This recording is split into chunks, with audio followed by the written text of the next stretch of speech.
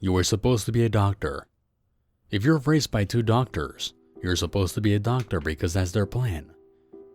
You would graduate high school, then attend some prestigious medical school, and they would pay for it and everyone would be happy. Well, you didn't want that. You always wanted to write.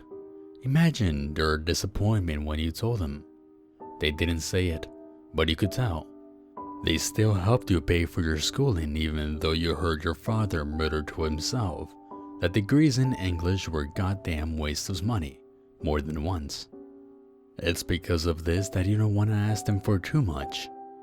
School is very important to you, and because you take it very seriously, you only work part-time. You work in a restaurant at a host stand. You take the people from the front door to a table, from front to table, front to table. It's monotonous, but it's easy, though the pay isn't much. Every bit that you don't have to ask your resentful father for helps. Sometimes you don't have enough to buy groceries, so you might sneak something off of a plate in the bag while nobody's looking. You know you're not supposed to eat off the plates you've taken away from a table, but who eats 3 bites of a perfectly good steak and then throws it out? Don't they know you're starving? It's fine, because nobody sees you do this. Except for Richie, the stupid busboy. He catches you one day. He comes over and whispers to you quietly. Don't do that. You're gonna get hepatitis. You can actually get that, you know? Like from eating off of somebody's plate. Hepatitis A is transmitted orally since it's in the saliva. There's a lot of other things you can get too, but that one's probably the worst. You tell Richie to leave you alone because you're fucking starving, and he tells you that there's another way to make extra money and buy groceries. A way that doesn't involve selling your body. Well, not like that. He tells you about a company he knows that organizes test groups. The test subjects get paid for their opinion and to participate in studies. And sometimes, they even get paid to participate in clinical trials for new drugs. You can get high, and they'll even pay you to do it in a legal setting. He gives you a card out of his wallet. The next afternoon, you walk into a small storefront in a strip mall. It doesn't seem very legitimate. But Richie told you that some of these trials pay thousands of dollars just to take a pill every morning.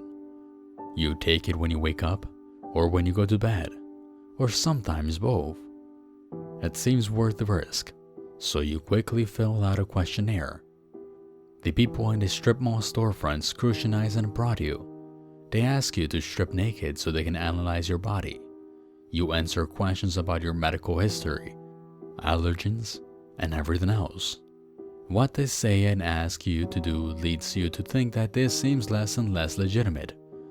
But then they ask you to get dressed again and tell you that you have an appointment to meet with someone at the nearby campus. It's someone from a well-known pharmaceutical company, so that seems legitimate. They hand you a folder with all the information they've collected off of you. They tell you that you have to decide to accept this clinical trial. You can be paid upwards to 5 figures for your time and energy, and it sounds too good to be true. You decide to go to this appointment though, since they haven't said or done anything to signal a red flag. On your way to this giant pharmaceutical campus, you look in the folder you're carrying. Along with all your information, they've included a set of black and white glossy pictures. The pictures are of you, especially of your naked body from multiple angles. You find that incredibly unnerving because you don't remember seeing anyone with a camera. Did you consent to this? You're not sure, since you signed a lot of things. Potentially 5 figures, you remind yourself.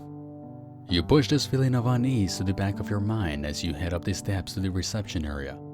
The woman behind the desk smiles widely behind the square frame glasses. You ask if it's true that they pay a lot of money for these trials, and she shrugs and tells you she just answers the phone and tells people where to go. She asks you to pass over your folder. Your breath catches in your throat as you decide what to do, and after hesitating a moment, you find yourself cautiously handing it over. She's about your age, with short black hair. It's chemically fried and lusterless, obviously coming out of a $5 box from a drugstore. She smiles at you through small, gaped teeth. You know it with annoyance that the gaps are too wide. She hands you a clipboard that has some paperwork you need to sign and absently waves you off. Just find a seat somewhere in the lobby. Then read through and sign whatever has been marked with a highlighter. Giddedly, she thumbs through your folder. She pauses to adjust her glasses and then giggles to herself. You know that this means she has seen the photos. Feeling unease, you continue to quickly glance to the paperwork given to you. And among the information is a non-disclosed agreement that you aren't going to tell anyone about the company or the drug you'll soon be testing. And that if you do, the company is allowed to sue you until you're dead. When you recount this experiment later, you have to remember to do so vaguely. You bring the clipboard with the papers that relinquish your rights back to the woman with the small, gapy teeth. She places these papers into the magenta folder and hands it back to you. She tells you that everything seems in order. The people with magenta folders go to the third floor, room 314. She tells you the elevators are at the end of the long hallway to your left. You ride the elevator up with two young women. You feel uncomfortable and quiet. They also seem uncomfortable and quiet. The one with the blonde hair has a faded scar under her right eye. She is petite, carrying in her small hands a magenta folder. She's wearing an oversized man's shirt over her tank top. The tall one has sandy brown hair and gouged earlobes. She wears a bohemian-style floral and paisley skirt. Her folder is forest green. Everyone looks down at their sneakers with embarrassed hope that the floor will open up beneath you all so you can all fall down into the elevator shaft until you die at the bottom. Maybe you could melt into the carpet forever. That could work too, you decide. The receptionist with short dark hair and small teeth has seen everyone in the elevator naked. Nobody talks about it, but everyone can sense the shame looming in the air. When the elevator door opens up, there is a sign. 300 to 310 are to the left. 311 to 318 are to the right. The tall one in the flowing skirt goes left. You and the short one go right. You feel like you should say something to break the tension because you are both walking to the same room. You notice that she smells good, but you decide that telling her would create more tension. The door to 314 is propped open. You and the young lady in the oversized shirt cautiously breach the threshold where 18 other people are waiting. They're sitting around a large rectangular conference table, and at the front of the room is a presentation screen. The presentation has not started yet. Richie is there. He saved you a seat. You breathe a sigh of relief as you take it, and set your magenta folder onto the table in front of you like everyone else had done. You muse that the receptionist downstairs had probably seen everyone at this table naked, in black and white glossy, from multiple angles. Finally, a woman in a lab coat enters the room. She does a quick head count and closes the door behind herself. Clearing her throat, she launches into a noticeably pre-planned speech. Good afternoon, everyone. My name is Dr. Jennifer Upton. You are all here to participate in a clinical trial of one of our new pharmaceutical products. Our screening process has identified each one of you for a reason or another as a likely candidate that could benefit from this product. I'm going to play a short video for all of you explaining what this trial is. After the video plays, I will be dividing you into groups of 5, based on certain criteria that's already been predetermined, and we'll begin moving forward with the trial. Should you decide to participate, your participation is completely optional, and you can opt out any time. Does anyone have any questions? Nobody does. So Genevieve begins the short video. While watching it, you learn that the trial you are about to participate in is in its final iterations, just prior to being released to the public. You learn of the side effects, which include strange dreams, joint inflammation, dehydration, and possible hallucination. There is a very long list of potential side effects. and the shortened version of the information is all that you can retain. The video claims that the drug you're about to help perfect is thought to work by diminishing the body's fight or flight response to spikes in adrenaline and cortisol. The video ends with the elderly agoraphobe finally leaving her house and meeting a neighbor at a cafe. You find this 5-minute commercial all very touching, but not really relevant to anything in the real world. You actually think it's pretty corny. The drug we are testing, Genevieve explains to the group, will help you live your lives without being hindered by the things you fear.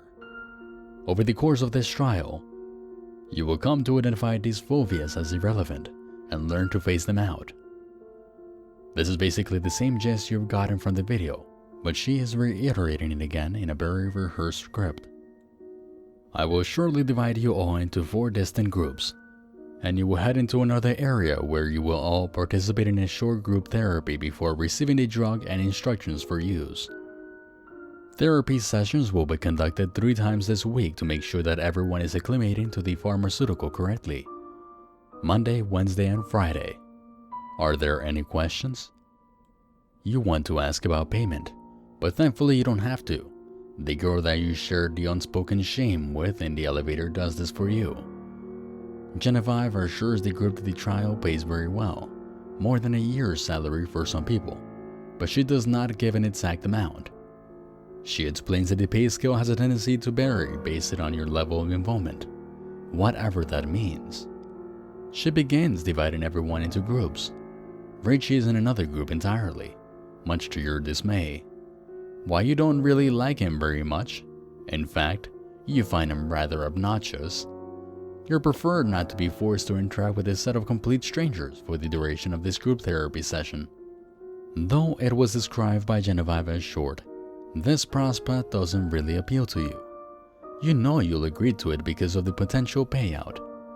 The other 4 in your group are the girl in a men's shirt, a man with horn-rimmed glasses, a balding man, and a woman whose breath is hot and terrible. You are led into the smaller room down the hall. The sign on the door reads 316. The person leading the group discussion is a frail, older gentleman.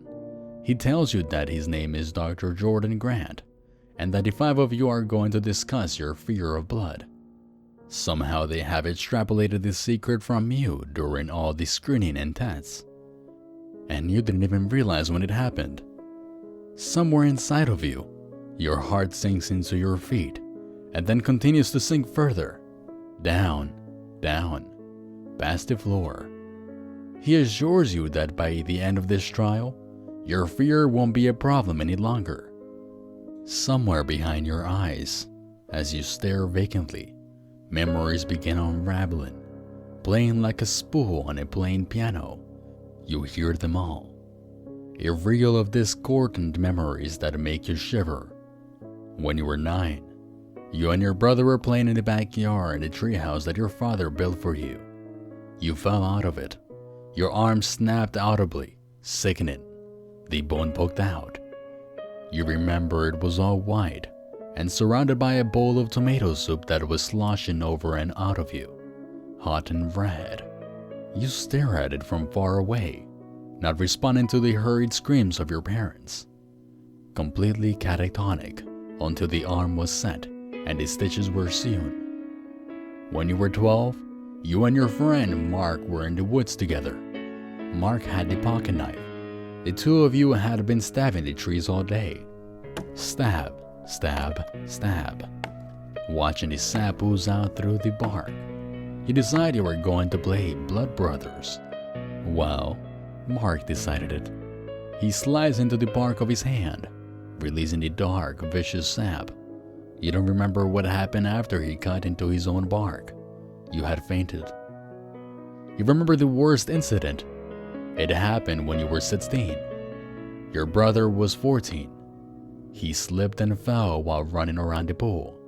On his path into the water, he split his head open on the tiles at his side. A little gash in the side of his round head, smashed and cracked open like glass, like a jelly jar. As he sank into the pool, he began quietly seeping out all of his preserves. The cloud of red spread out in a circle from his blonde hair. You did manage to save him, but not because you jumped in after. You screamed, and screamed, and screamed, and you screamed until your jelly jar, not cracked, turned purple, turned into Concord grape. You don't remember it. You only remember his raspberry jam thinning and fogging the water, spreading out in a halo around his split head. One of the neighbors heard you and jumped the fence. The EMTs had to revive you both. You snapped back to the present as the doctor began by reading a passage from a book describing blood and its functions in the human body.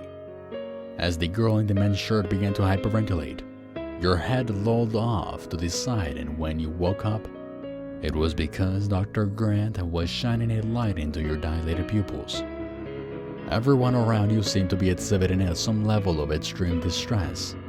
By the time this session was over, he revived everyone with the promise that the next meeting, on Wednesday, would be much less dramatic for all. You are given a bottle of pills with the directions to take one in the morning and one before bed every day. Today is Tuesday. At work you notice Richie is acting very strange. You ask him what is wrong. He asks you if the hallucinations have started yet.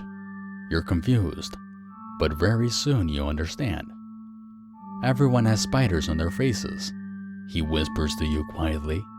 He's giggling about it. He seems completely unbothered, just as you seem unbothered watching the white of his eyes slowly filling with the sloshes of wine-dark liquid, thick as honey. He sees spiders crawl out of your mouth and into your hair. He tells you about his hallucinations, but you're having a hard time listening. His eyes have begun to weep, drawing lines of red down his cheeks.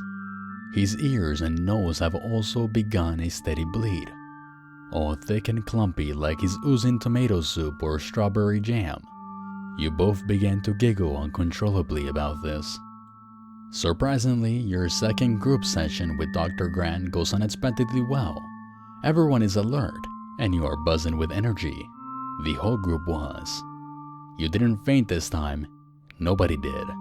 Only a few days later into the trial, and you feel like you are making a lot of really solid progress.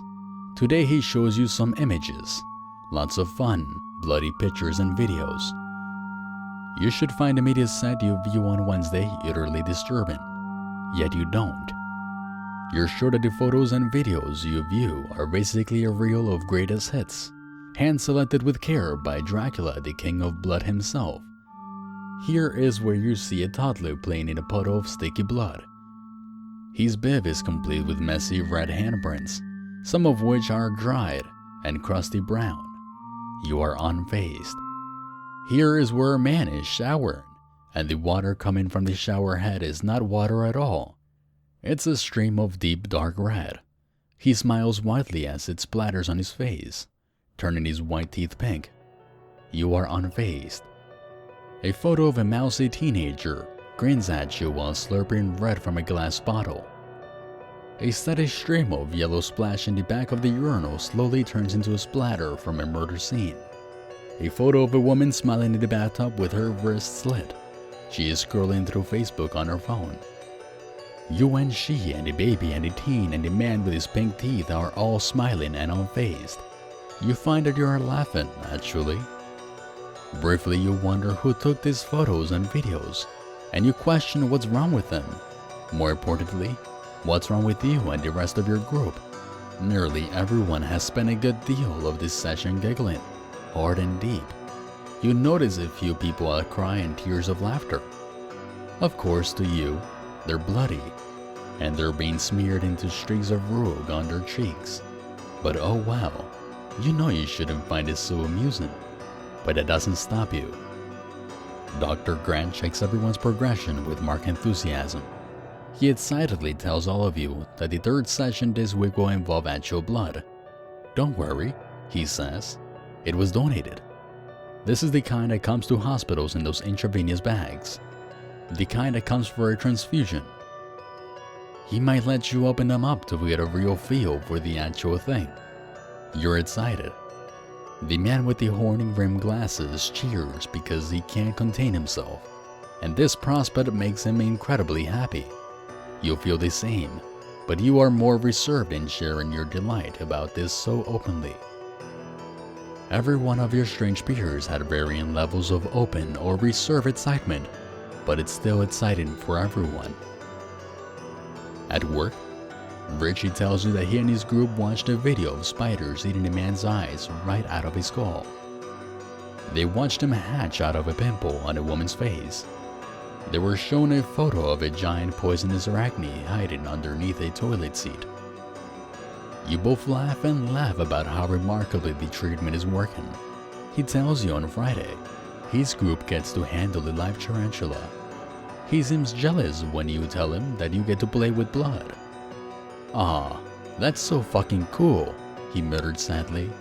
You don't think handling a spider is cool, but you try to reassure him that you think it's awesome. It's understandable that he'd be jealous that you'll be able to splash around in the blood like it's finger paint, since that is the forbidden paint that normally belongs on the inside of people. You tell him that his eyes are still bleeding, his ears too, and his teeth and mouth look like he's an extra in a zombie movie. He reassures you that he can see a pair of banana spiders spinning a web over each of your ears, and a black widow is spreading her long legs over your right eyebrow. Your mouth is filled with tiny baby spiders weaving webs like floss between your teeth. On Friday, Dr. Grant tells everyone that this will be your final group session. Excitedly playing with the bags of blood, most of the 5 of your group are barely listening to a word he says.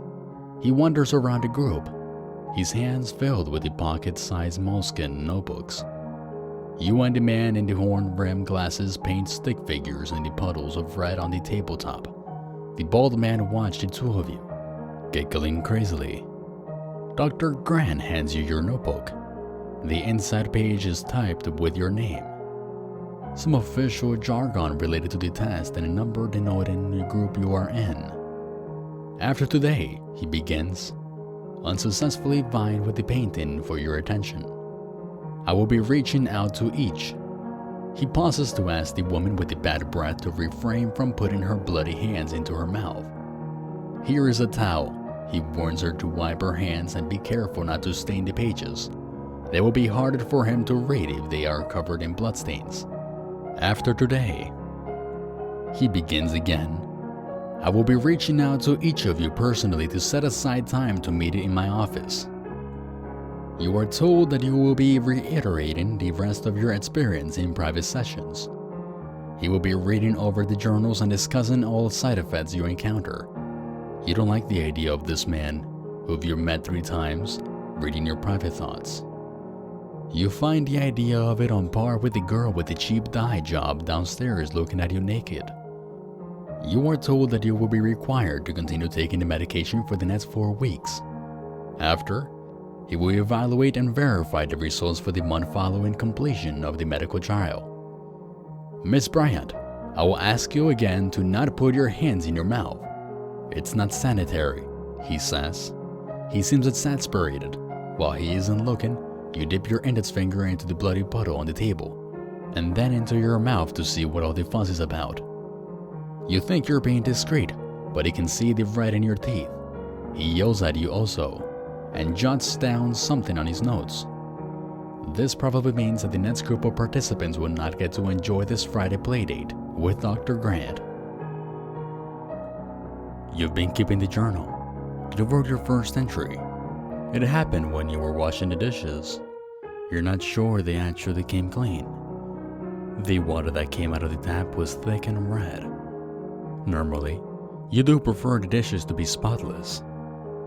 You can't tell but think they've been stained.